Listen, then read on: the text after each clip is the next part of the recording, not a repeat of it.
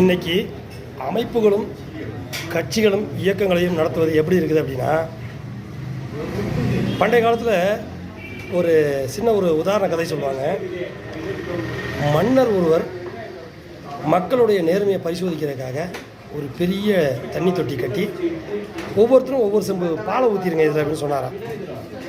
ஆனால் மக்கள் 99% பேர் நம்ம ஒரு ஆள் தண்ணியை கொண்டு போய் இதில் தெரிய போகுதா அப்படின்னு சொல்லிட்டு எல்லாருமே தண்ணியவே ஊற்றி வச்சிட்டாங்களாம்.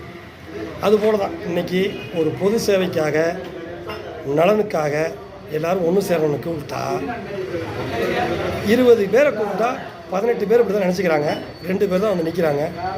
இது ஏதோ சமுதாய இழப்பென்று ஒரு தனி மனிதன் நினைக்கக்கூடாது. இது ஒவ்வொரு தனி மனிதனுடைய இழப்பு தான் தனி மனிதனுடைய செயலால் விளைகிறது. ஆகவே ஒன்றுபட்டால் உண்டு வாழ்வு.